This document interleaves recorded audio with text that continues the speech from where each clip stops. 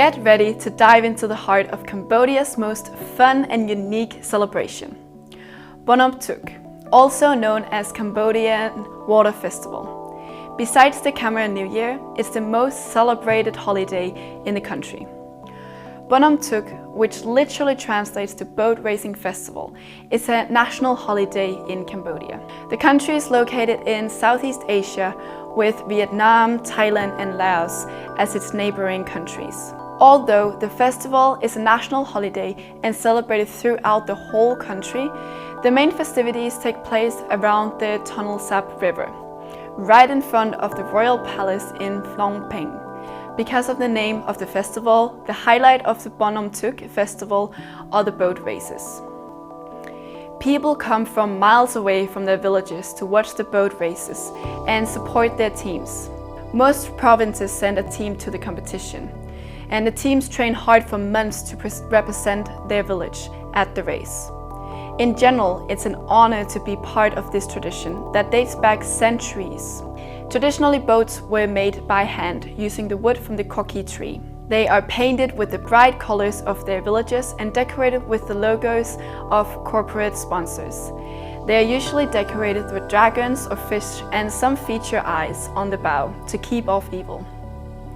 The long, narrow boat, which float just above the waterline, can reach up to 30 meters in length and can contain 30 to 100 men rowing at the boat. At the bow of the boat, it's tradition to have a woman dancing, and this continues till this day. On the first 2 days of the festival, 2 boats at a time race over the 1.6-kilometer course from the port to the Royal Palace.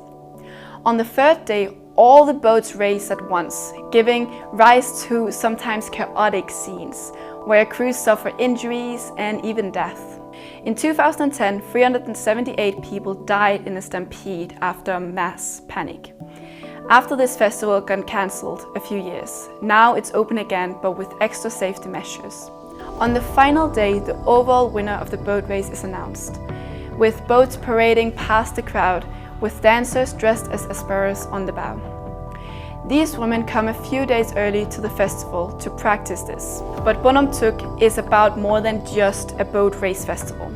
It's a vibrant tapestry of sights, sounds and flavors that captivates the senses, from open-air concerts and fun fairs to traditional art performances such as stone carving, traditional martial arts competitions such as opokator, food stalls and fireworks.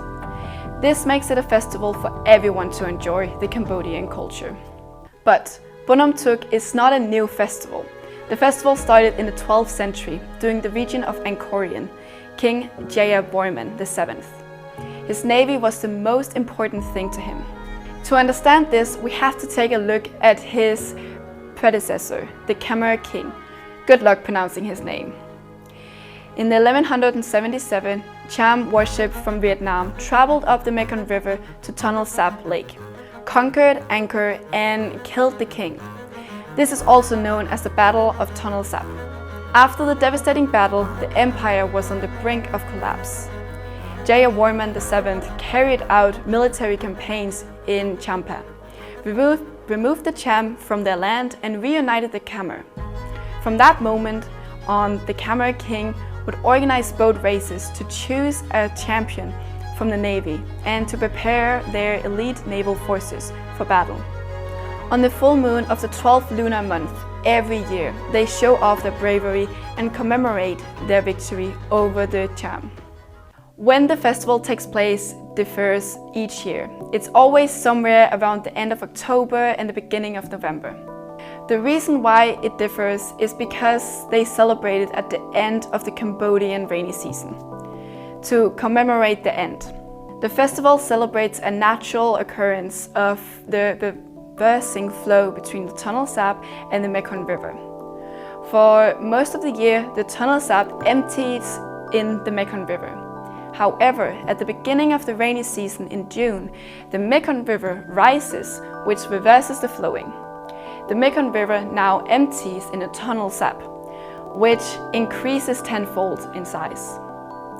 At the end of the rainy season in the beginning of November, the Mekong River drops again, reversing the flow and making the tunnel sap empty its excess waters again in the Mekong River. Another reason why the dates differ is because it depends on the full moon. On the final night of the Bon Om Touk, people gather at the temples when it gets dark for the Sampai Preke, a moon salutation ceremony filled with respect and gratitude for the moon goddess. They do this through special offerings to the moon. One of the ways they do this is by placing lanterns in the rivers, usually decorated with flowers, candles, and sometimes even candy. These tributes are believed to bring good luck and ensure a successful harvest. This sacred ritual underlines Cambodia's deep-rooted connection to nature and tradition. On this night, at the stroke of midnight, a special dish known as Ak Ambok is eaten. It consists of the newly harvested rice roasted with coconut and banana. The festival isn't only to honor the moon goddess, it's also to give thanks to the water goddess, Preah Ma Konkea, for her generous beauty. Cambodians believe the goddess offers protection and provides nourishment in the form of fish and water for farming. As a show of gratitude, illuminated floats ascend onto the water at 7 p.m. every night during the 3 days, accompanied by a firework display.